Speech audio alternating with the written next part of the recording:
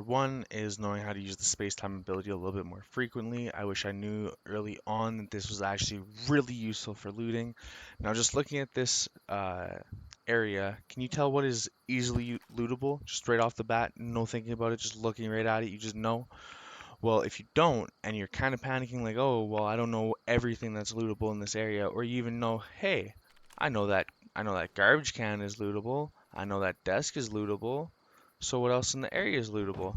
Well, if you hit Q, you're actually gonna see everything highlight in white. So you come in these rooms, those dressers. Okay, there's nothing there. Hit Q again. Double check around to see if there's any. Oh, look at that. We got one up there. We got a couple in the rooms. So that really helps you. That's like a massive tip that I really need people to stress a lot more on when it comes to these. Tip number three when it comes to playing once human that I wish I knew a lot earlier in the game is spending Mematic points and kind of how you want to spend them. It gets really chaotic. Obviously, each skill tree is going to give you different things. Basic things I would start off with is, like storage, wooden furniture, being able to build stuff, a garage so you can repair your vehicle. Stove is pretty much the only thing I'd say in logistics you need starting off because you really can just cook all your meals or find the water and then cook it on the stove. So you're really chilling there.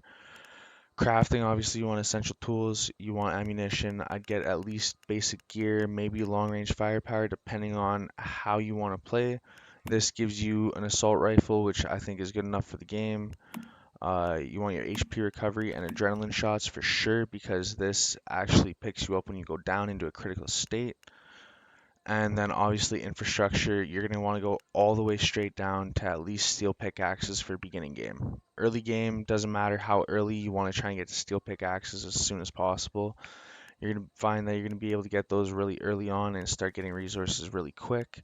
Everything else is kind of optional and depending on if you want to be like a crafting guy, if you want to be the guy that's making all the food or like planting shit in the base for everyone, or maybe you want to be the guy who builds the base, you never it's all about who you want to be in the game, and that's where also specializations come in because now you get different specializations. You get like you can see I have Echo Blast so I can make explosive throwables increase the damage of high explosive grenades. Like I can have a disassembly bench that gives me more materials when I disassemble stuff, or a solar drill that gets it charges itself and it can yield more copper, tin, iron, and all that stuff. Like it's so nice. It's really nice. Or this rare crystal set, I can make money from this rare crystal set using it. I can create. It sells for 12,000 energy links. So there's a lot of things within the game that you need to think about beginning game really early on when it comes to Mematic and Mematic specializations. Tip number four is going to go ahead and be silos and mods with weapons. So silos early game, obviously this is a later game silo, but you can see that I get a top mod. So I get a mod for my chest pieces. If I go here, I get a mod for my pants. If I go over here, I get a mod for my boots. And really, you're going to want to take part in those really early games so you can get mods for all your equipment because it's really going to help out. When it comes to equipment and mods, as you can see, so I have a 1082 mask. If I take this mask, modify it, remove that, now I have a 554 mask. So those mods are actually going to help increase the durability, not even durability, but the helpfulness of those armor pieces. And same with weapons. You're going to get weapon mods that are just ridiculous and help you when it comes to reloading or damage against elites. Or I have a couple, where are they?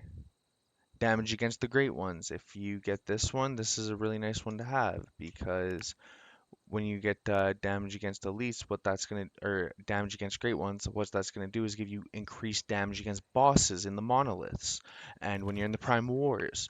So what that really does is it really allows you to increase your pushing abilities within the game very early on. And last but not least, tip number five is going to be base sizes, which is why this is the last and final tip. It's not necessarily something you have to take with heavy consideration. Just think about it when you're building your base and you want to move. So I currently, as you can see, I have lots of building space, but I'm not utilizing all of it. When it comes to moving, you're gonna have to move your base a lot early game to get from point A to point B, or you're just moving to a new zone, you get some new crafting materials, you want to build your base over there so you can go and farm them more frequently. You're gonna want a real steady small base. You're gonna want to keep it in like a 4 by 4 or like a 3 by 2 or something that's gonna keep it nice and smooth and steady and not so bulky like this because getting to move this can be really painful, especially when I start seeing people over here. So we're going to probably start seeing more people building out over here in a general distance. With that being said, I appreciate everyone that stopped by the series today. Uh, Welcome to the channel. I appreciate anyone that stops and stays for a long time. Like, comment, subscribe. Come and check out my Kick stream. I'm not live consistently. I can't give you guys direct times, but if you stop by and check it out down in the description, you guys will be able to check out my stream and see when I'm live and be able to interact with me in real time. Awesome. Appreciate it. Sarah Teo.